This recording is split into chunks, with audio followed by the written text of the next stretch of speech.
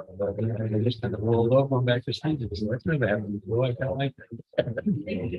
I'm usually regular around, 5-ish, but once in a while I'll get up. If I wake up at 4:30 and I don't feel I can go back to sleep, I'll just get up. Call the meeting to order. Please rise for the pledge of allegiance. Pledge of allegiance to the flag of the United States of America, and to the republic for which it stands,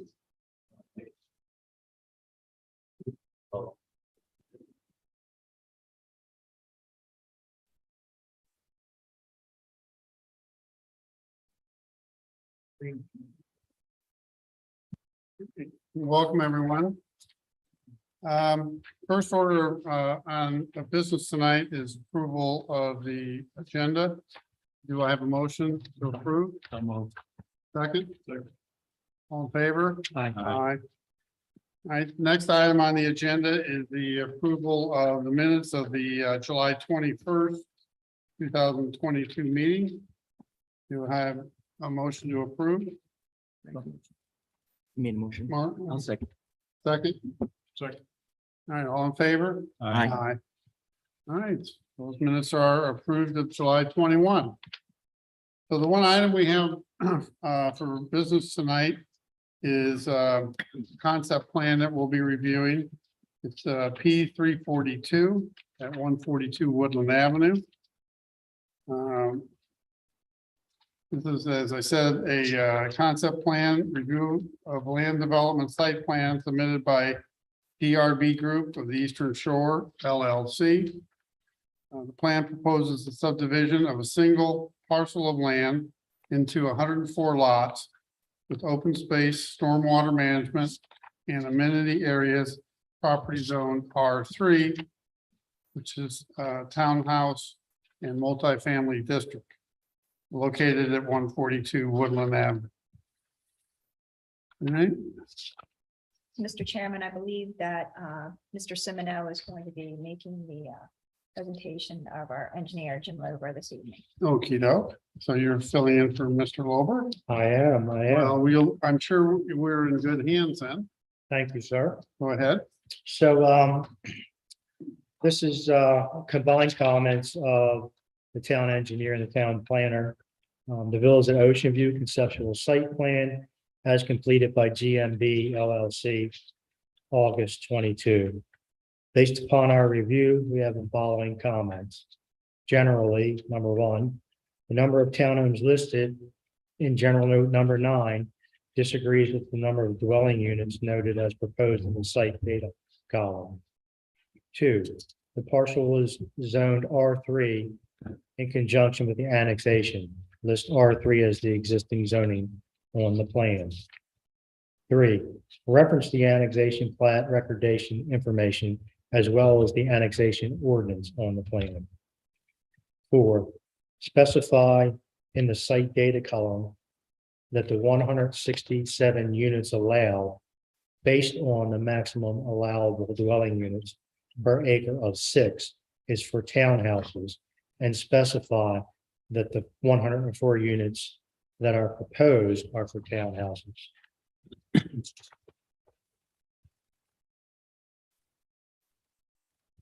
5, open space is required at a rate of 300 square feet per unit or half acre, whichever is greater. The open space required for the development as shown is 31,200 square feet. Correct the site data column. 6, 2 parking spaces per dwelling unit in addition to garage spaces are required. For the 104 units shown on the plan, 208 off-street parking spaces are required. Overflow parking is also required for residential developments over 10 acres at the rate of an additional 10% of the required spaces. This would be an additional 21 spaces for a total of 229 off-street parking spaces required. The plan currently shows 224. 7, the water supplier is Tidewater Utilities. Correct the site data column. 8, specific language addressing the long-term maintenance requirements and responsibilities for the 30-foot wide wooded buffer proposed around the perimeter of the site will be required on the record plan and within the deed restrictions. Wetlands. The preliminary wetland report is sufficient for the concept plan review. A finalized delineation and report will be required as part of the preliminary plan submission package prior to planning and zoning considering of the preliminary plan. And I believe that was Victoria. I believe that was submitted. Utilities. Show the proposed public water tie-in location on the plan and provide a conceptual water main layout, including service tie-ins. Streets and sidewalks, number 1. Note on the plan that the streets to be constructed within the development will be dedicated to the town as a public rights of way. 2, an operation analysis report addressing the impact on Woodland Avenue of the additional vehicular traffic will be required as part of the supplemental information to be included with the preliminary plan submission package prior to planning and zoning consideration of the preliminary plan. Outside agency review. Plan requires preliminary land use service review by the state. Comments generated by the plus review will be required as part of the preliminary submission package prior to planning and zoning consideration of the preliminary plan. Stormwater management. Sediment and stormwater approval will be the jurisdiction of the Sussex Conservation District. However, the town will also need to review the stormwater design. Please provide copies of the sediment and stormwater management plans to the town. 2, Bellavia Way is a private right-of-way, not owned or maintained by the town. Any work proposed within that right-of-way will require permission from its owner. An easement will be required for the installation of any permanent infrastructure. That's it. All right. So, do any members have any questions for Ken on his review? I got a couple. Okay, On question number 5, the open space. I know there has to be resolution of putting the right figures on here. But the numbers on the plan are way out of whack. The site data shows plus or minus 8.55 acres. Which of course is 360,000 square feet as opposed to 32,100. And did I interpret that correctly? You're saying regardless of that, they got to change it to 32,100? They got to change it to 31,200. 31,200, okay, that's fine.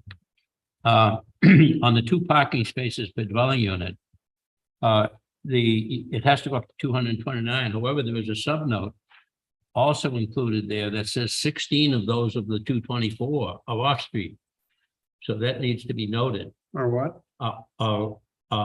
off-street parking. Yes, On-street On-street parking, on-street parking. it needs to be noted on the plan. It is noted. Right, That what I'm saying is the way I'm reading it, you're saying 224 has to be upgraded to 229, but within his 224 that shows 16 of those are already on the street. parallel right. parking. That's the overflow parking. But that is, because it doesn't show that. It simply says the total parking space.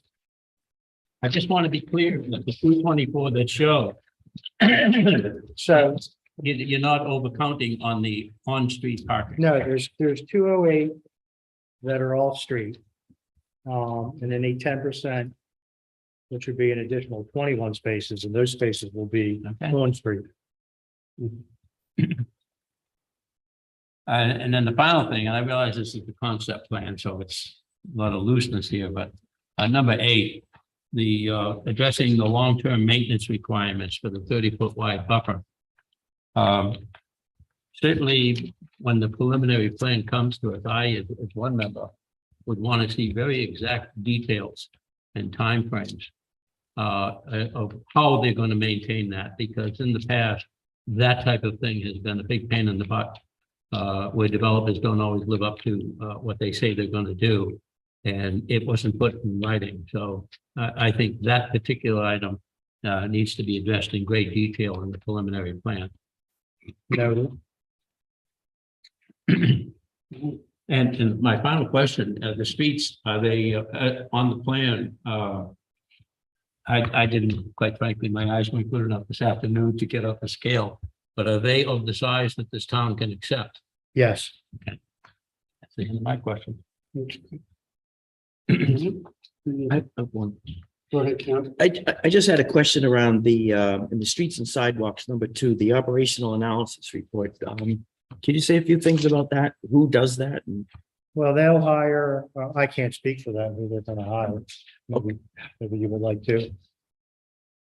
Good evening. Good time. My name is Steve Marsh. I'm an engineer with GMB. We will hire traffic engineers specifically for that. We're not very good at that. So there are folks who specialize in that. It'll likely be Century Engineering, who we work with quite a bit and does a lot of work with DelDOT. So they're used to those kinds of studies. And that will be submitted with the preliminary plan submittal.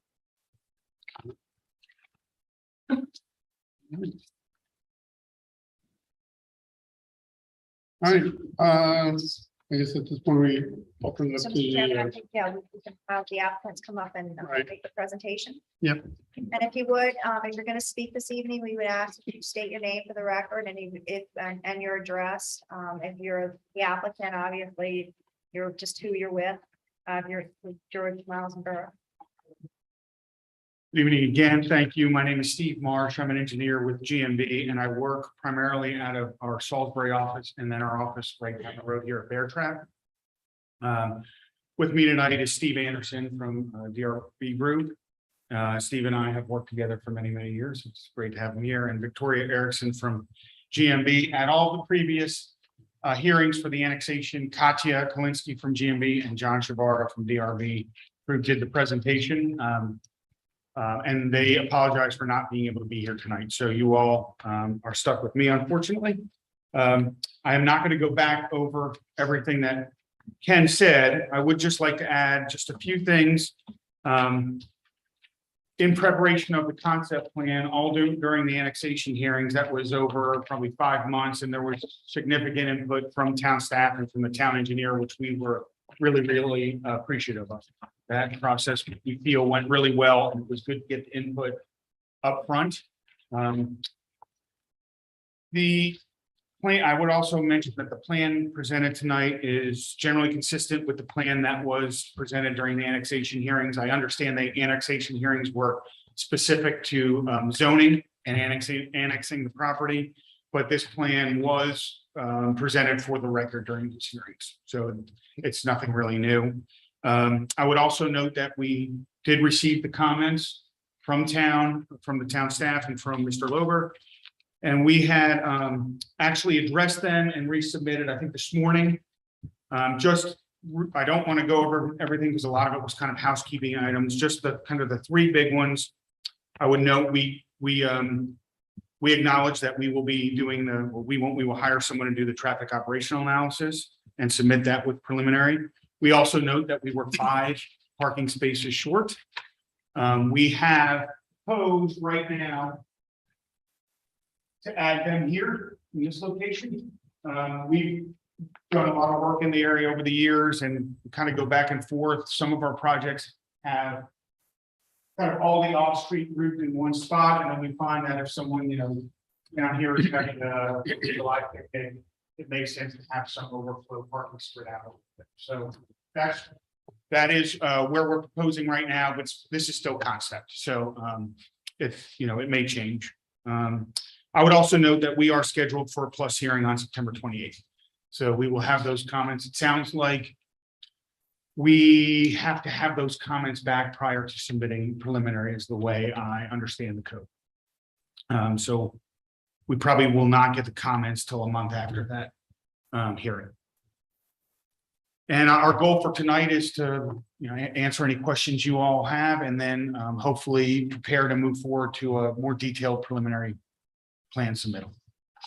And again, happy to answer any questions you all might have. Thank you. do we have any additional questions? All right. All right, well, at this point, we will open it up to those in attendance who might wish to address the matter. I would like to state that this is a concept plan that we're reviewing tonight. There is no vote that's required from up here. It is just that it is a concept. When we get to the next stage, which is the preliminary plan, at that point, you know, we will have a meeting like this and we will vote on whether to approve that preliminary plan. All right, so anyone in the audience wish to address? All right, please come up, identify yourself, your name and address, please. Name's Rob White.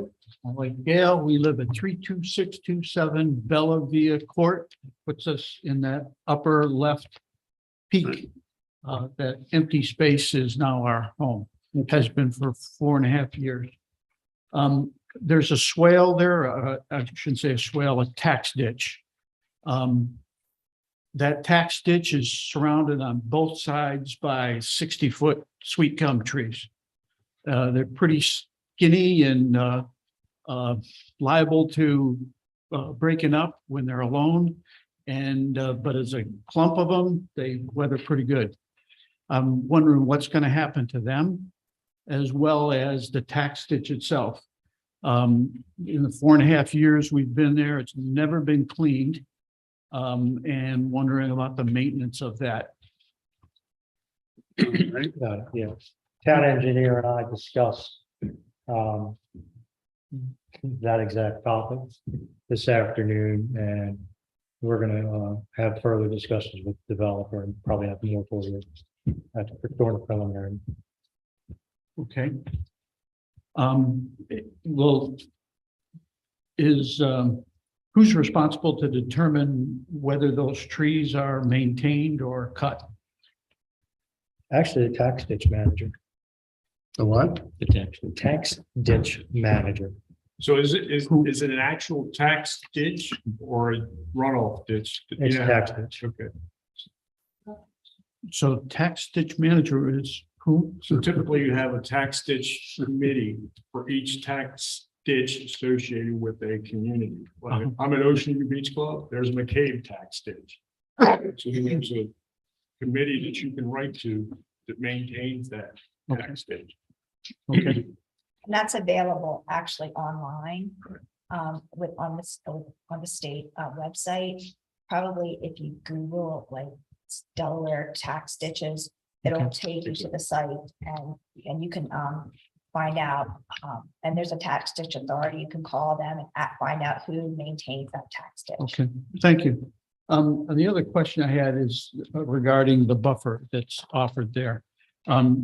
First, do we know what the spacing is between the center of the tax ditch and the back of those homes?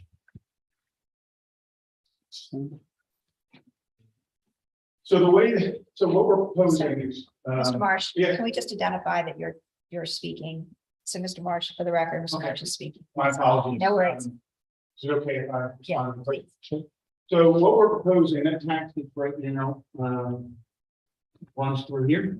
We're proposing rerouting it through stormwater ponds, which is pretty typical. Generally, the way this works is if there's a tax ditch associated with the development, that rerouting on site, it's approved by DENREC, it's approved by the tax ditch managers, and there'll still be a right of way around the ditch and around anywhere we're rerouting it, but the HOA is responsible, will be responsible for maintaining it from that point. That the right of way will still be there in case the HOA is not maintaining it, the tax ditch. So the properties will still have to pay into the tax ditch, their taxes specific to the tax ditch. So there is money available for cleaning. The tax ditch managers will only use that on site if they have to get to where the HOA is failing to meet their end of the bargain on maintenance, and then they would build. Okay, That's generally the way. and the distance between the buffer and to the back of those homes? Generally it's a 40-foot, so they're all over the place right now. When we go in for development, it's generally minimum 40 feet from the top of bank to to any structure.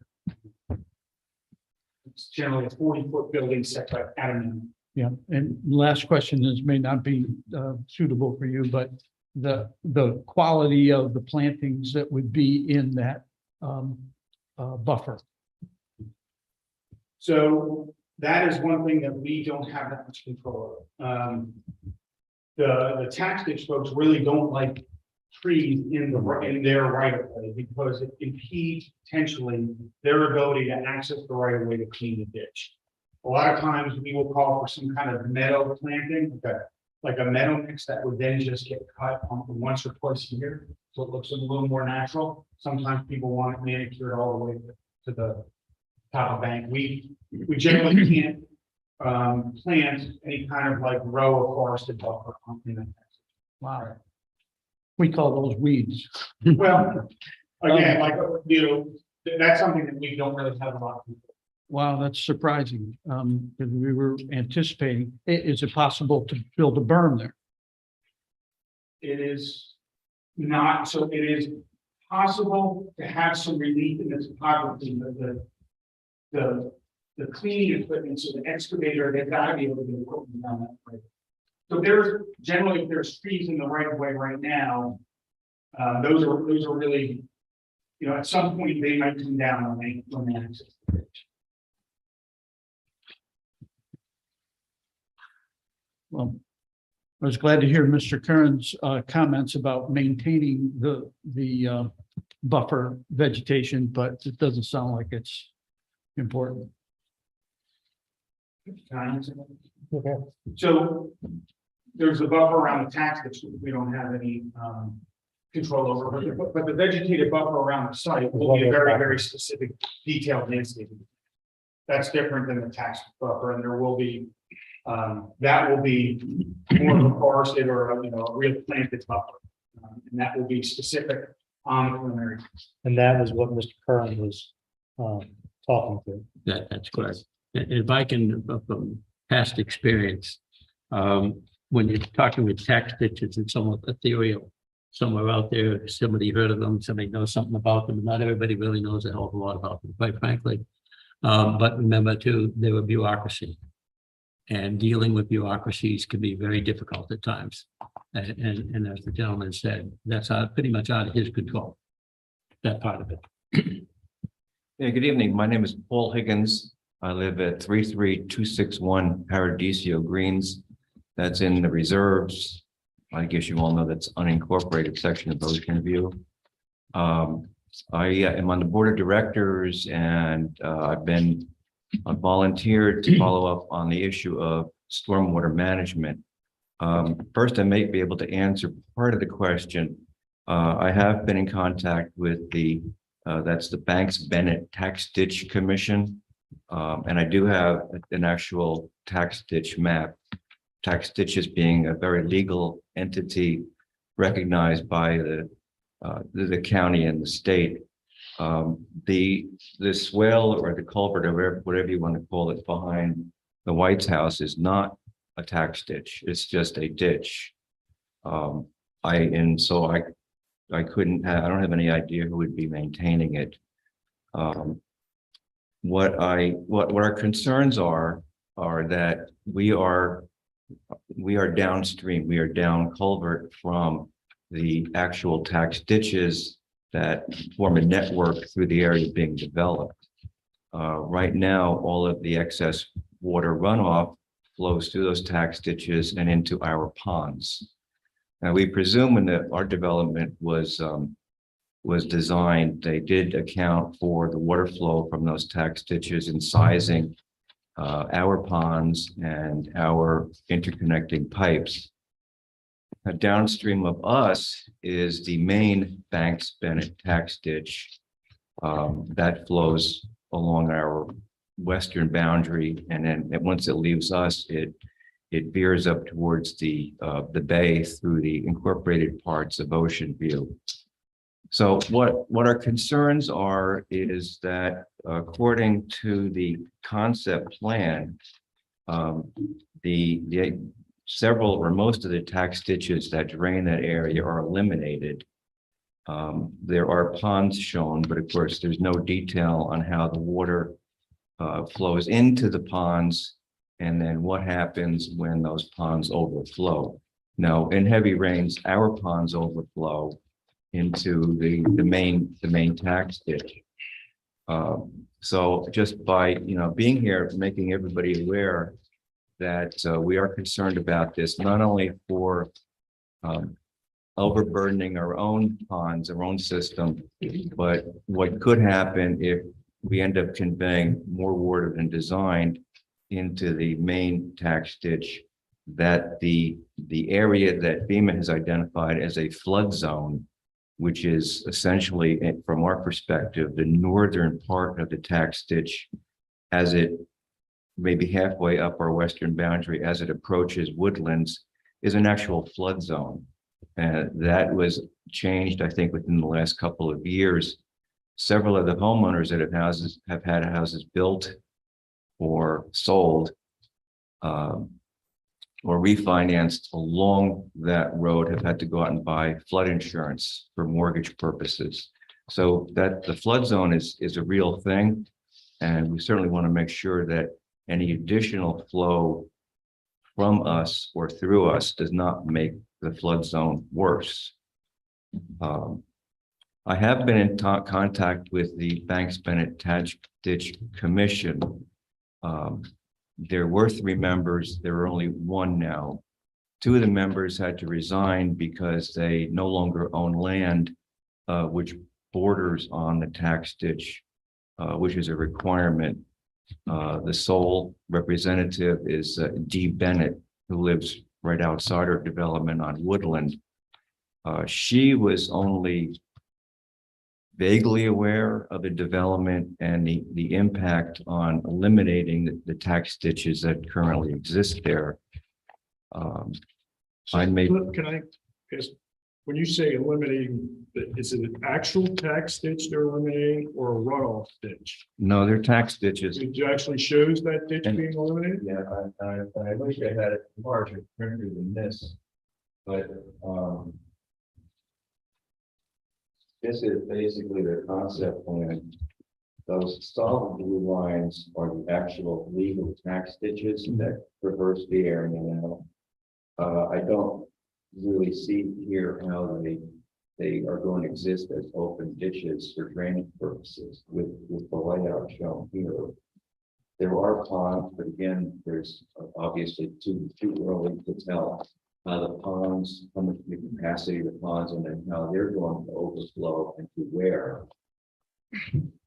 This network of tax ditches here flows out to a ditch that parallels Philadelphia Way, which is the development's western boundary or eastern boundary.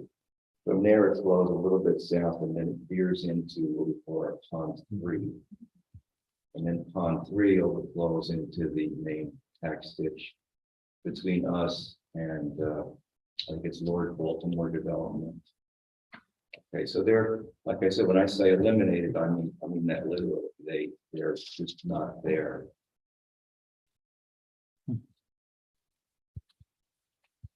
So, and then there's a couple dotted lines. There are some smaller ditches here. And then the one behind the White's house is up here. That one actually collects the overflow from the pond, the stormwater pond. And this development of townhouses up here, these are right off of Woodland. Flows behind their house and then empties into a couple of our smaller ponds, which then in turn empty into the main tax ditch. So as far as maintaining that swell is talking about, I have no idea who maintains it since it's not part of the tax ditch commission. I think Mr. Martin was talking about the section of his house here. Yes, right here. Yeah, I believe he may have been talking about this section. That certainly was the section that I was. Okay, that's along what used to be our Construction. I'm entrance. guessing. Okay. That is part of the tax. Mhm. That's a named section. It's a problem. A prom, that's right, that's what we call proms. So what is your end question here? So I can formulate an answer for you. Well, my question is just really to make everybody aware of the fact that we are concerned about stormwater flow, overtaxing our system, and then making flood zone along our border worse for us and as well as the town. So we have, ultimately, the Susquehanna Conservation District will review and approve whatever set of stormwater management plan the developer presents. We intend, I mean, we have reviewed some initial things he has included in this concept plan, and we probably would like to see the water discharge from the main pond overland into the wetland, into the existing wetlands. If you cut all those ditches off, no water's draining to that wetland, the wetlands will dry out. Yeah, if you want to, yeah. So I will say, we're not eliminating tax ditches, we're rerouting them through the pond, just as, we referenced happens in the community further downstream. So with that, so we're not allowed to eliminate tax ditches without a signature from everyone who's in the watershed. It's illegal. And then won't approve it. Rerouting them on site requires approval of the tax ditch manager and Denmark State Drainage Office. With relocating them on site through the pond, there has to be special easement around the ponds so that they can be maintained. So the pond basically becomes part of the system and has to be maintained appropriately. In terms of the routing, there's very specific regulations on the amount of flow that can be discharged relative to what's happening prior to development. So that all has to get approved by the Sussex Conservation District for stormwater management. And in this case in particular, also Denver State Drainage, because there are tax ditches involved, will also review and comment. I would love to talk to you about, we are more than willing. Plan, yeah. In terms of, we hear you loud and clear about that wetland. We're not sure it's jurisdictional yet, but regardless, we're leaving it. If it's not jurisdictional, that's fine. It's still going to be there. We actually feel as a company, we don't write the regulations, but it would be, you're getting even a better dampening of the peak flow. You can take it out of ponds into areas that generally received water in our low-lying areas previously. So we would be more than happy to discuss that as we get. Good. Thanks. Okay, well, good, as long as you are aware, and we're going to continue pursuing it with the county tax ditch manager. And then Jessica Watson, who is, I think she's called stormwater management manager, something like that. Just so when you may hear that we've been in contact with them, that's where we're coming from. Okay. All right, thank you. Thank you. Thank you. Hi, I'm April Lovato. I too am in the reserves. Thank you for letting us talk, even though we're not incorporated. I'm at 32625 Bellavia Court.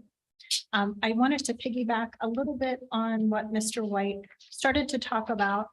And basically my question for the developer, I know we're at the beginning, it's just concept versus preliminary. With regard to, we're going to be neighbors on Bellavia Way, the properties that you're building that will back up to Bellavia Way. My question to you is, basically doesn't even require a response. Would you please consider some sort of berm? And this is what I'm trying to figure out, even just as a resident, a win-win. I know in the current development, Envy is now out of our development. My understanding is it costs a lot of money to ship the dirt when you're excavating these foundations out of the development offsite. And so there was an agreement between some parties to basically dump the dirt along Bellavia. They made a berm. It wasn't pretty, but quite honestly, it was a berm, and eventually green things grew on it. It wasn't hydroseeded. So it wasn't ideal and pretty, but now that's gone. And I guess what I'm wondering is, obviously trying not to ask you, the builder, I'm not trying to ask for something that's going to cost a fortune, but rather than paying to ship all of that dirt elsewhere, would it be something that you would consider to basically do what we once had, dump all that dirt, making a berm along Bellavia Way. And at some point, hydroseed it or make it, look a little bit better than what we once had with a ton of weeds. But my thought was trying to create a win-win to save you the cost of having to go haul it someplace else, as well as perhaps if I'm one of the homeowners that's buying the townhouse that backs up to Bellavia, I like privacy. I probably would be happier to have even a slate green berm than, my backyard. I'm looking at my lot backs up right now to the townhouses on Smithfield. I planted some trees. It's not a big deal. I'm quite happy there. But in consideration for my new neighbors that might be on Bellavia, I was trying to come up with, I didn't want to come as like this adversarial reserve, member, but trying to come up with something that might not cost you too much money. Just to ask you to consider that for when we get to the point where conversations are happening between you and Ocean View Council for the preliminary. Is that something that you think about? Yeah. That's for you folks, yeah.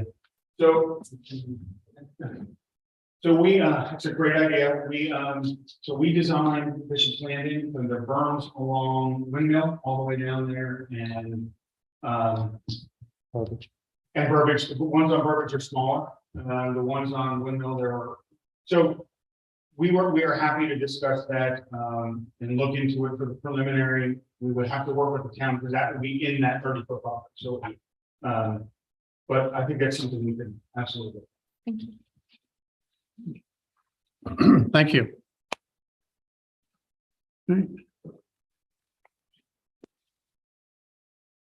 Good evening. Doug Garrity, 37722 Balsa Street. I adjoin Sussex County, but I adjoin the properties along Balsa. I have comments as far as the conceptual drawings here, and to these two gentlemen, to what they were saying as far as the tax ditch. And as far as the conceptual drawings, they show the Bennett tax ditch. And then they showed a ditch along going towards Woodland. What they failed to do on these conceptual drawings, now there's a farm ditch. Now, when I bought the property there, I talked to Denrec in regards to the ditch that was on my property.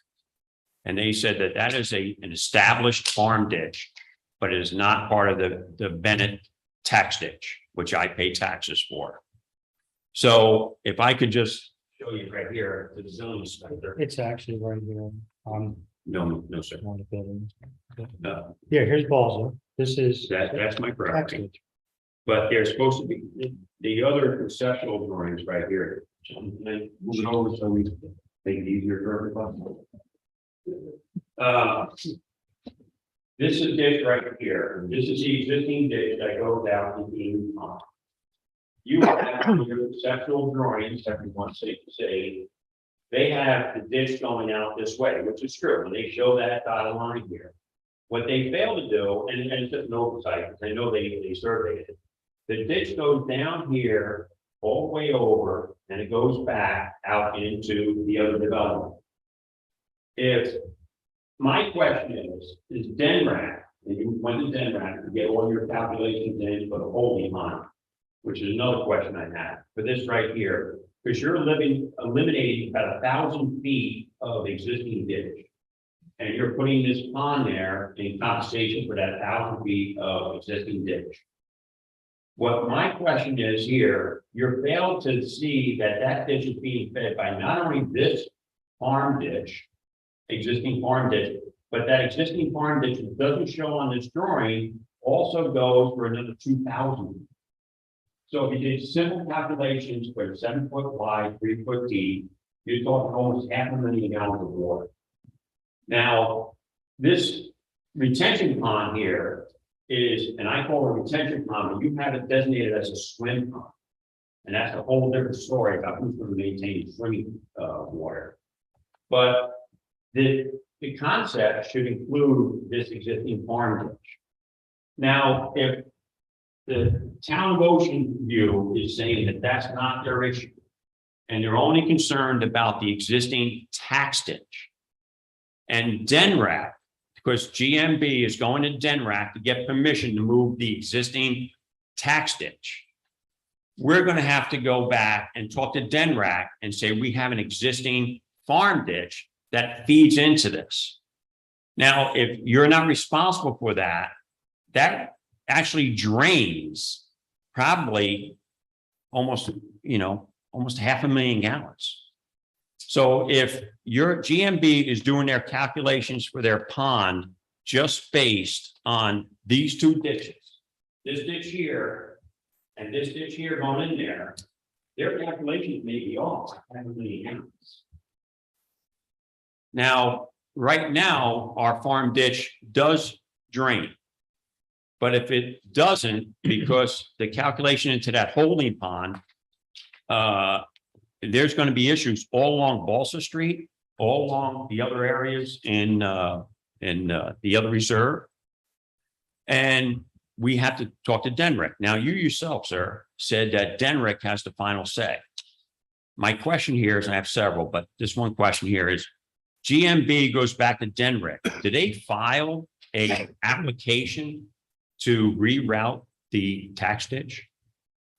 They're rerouting the stuff on their site. The stuff off-site, the water draining to that should be accounted for in the hydraulic and hydrologic calculations. So this is a stormwater pond. We're not allowed to cut off drainage from other people's properties. So when we do the routing, we call the routing, which is to look at how the water runs through the ponds. This entire watershed has to be considered in this calculation. This will continue this way into the pond and then back out, sounds like potentially through the wetland, but also an overflow into the tax ditch. And all of that has to be considered. And in your conceptual drawings, in your next stage, will you show that farm ditch as it exceeds cross Balsa Street? So we are showing, I think, a ditch here where some. You are. Our plan is to, this currently is a little bit of an angle because we are gonna straighten it out. So we'll be happy to show the watershed map. We wouldn't really, other than the hydraulics on this and the level in the water compared to the levels here, we're not, it's a hydrology and hydraulic calculation for this whole watershed in terms of how much water is coming from here onto the site. We have to account for that. We're not kind of redesigning any of this ditch off site. No, I understand. But they're adding that water into their calculations for on-site stuff. Well, that is my question, because on the drawings themselves, now these are conceptual, obviously, but actually the drainage ditch is not conceptual. It's actually there.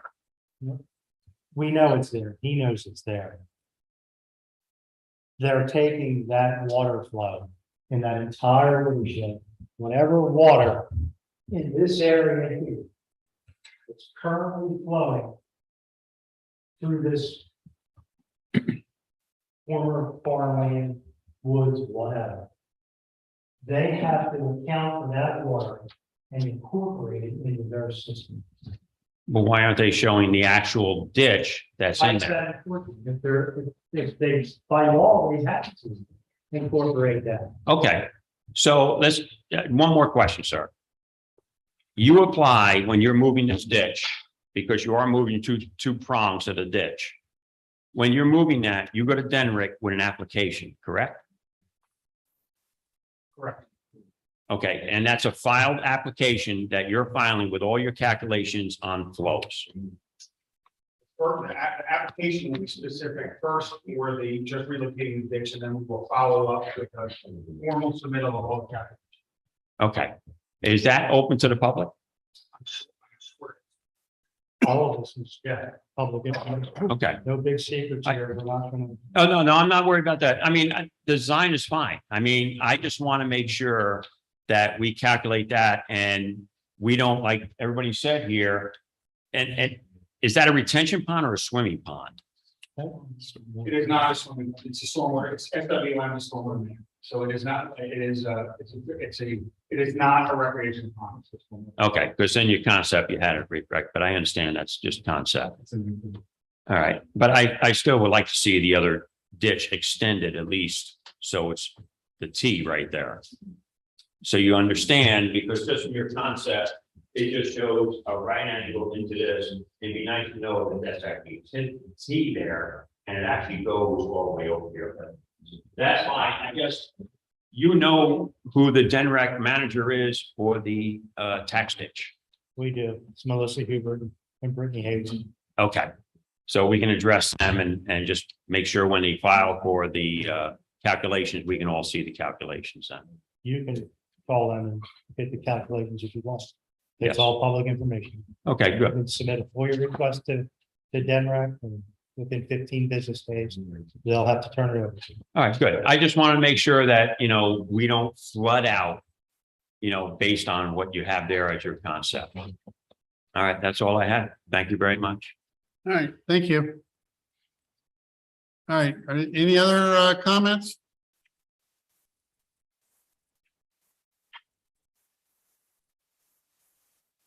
Good evening. My name's Linda Runk. I live at 102 West Avenue. And I guess maybe it's all beyond this. But my thought is, we don't know what the traffic is, how it's going to impact the area. But why do we start out with such dense housing? You have this lot, you have narrow roads. Woodland is very narrow. And also the construction vehicles. They're running back and forth on West. And I know those 25, 30-mile-an-hour speed limits are never, ever enforced with construction vehicles. Do you ever take any of this into account when you're deciding about these new developments? Anybody want to answer? Yeah, I'd like to address that. I haven't been on this committee years and years ago, and it's been 6 years as mayor here. They do address it. All right, but there's also, you have to keep in mind that traffic studies, and if they're done legitimately, and everyone that I've ever seen done has been done legitimately, are calculated factors. And if the traffic study shows that it's legitimate for that type of road, then we will approve it, or unless there's other reason to say no. If the traffic study says it's not, then they usually have two options. Either cut down the number of units there to cut down the traffic, or change the road. There's no other real viable option to that. And so until this traffic study is done, then your comments, while understandable, are premature. You need to have that definitive information. And once we have that, then we can decide if anything else has to be done. How long does it usually take after this is Well, submitted? that I couldn't answer because they've been all over the place, depending on what the study was, how long it goes for. Ken, would you know that? Any rough time frame for traffic study? No. Depends on when they call them. But again, if nothing can proceed, that's one of the steps that must be done before approval for this project can go forward. Thank you. So it's not like it's being ignored. Okay. Thank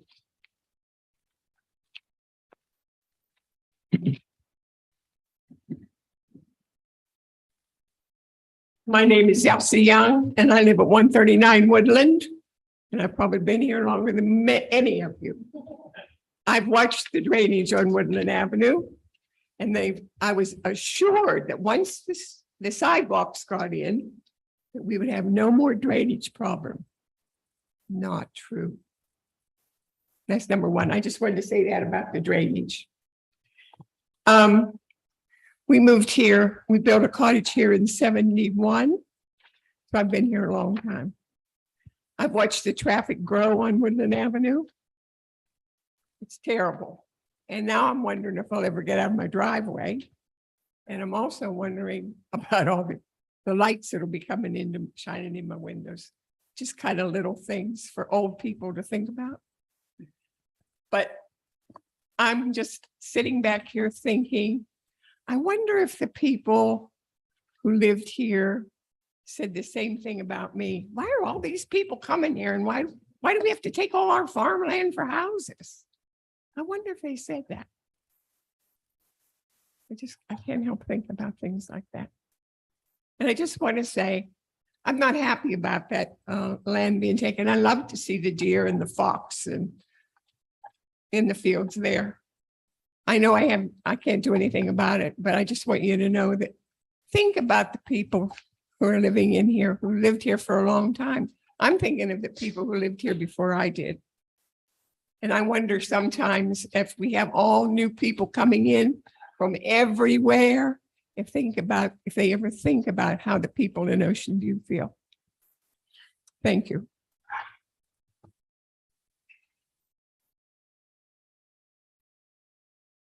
All right. Any other comments? All right, well, we appreciate everyone's input tonight. So, Mr. Chairman, I think we're going to close the hearing on the concept plan. Okay. Right. Go ahead, proceed. Just wanted to make note of the record that hearing is closed. So we'll close the public comments. As I said, this is a concept plan, so we're not taking a vote tonight. And we will wait for the developer to resubmit the preliminary plan. Yeah. So I need a motion to adjourn. I'll motion to adjourn. All in favor? Aye. Thank you for coming out tonight, folks.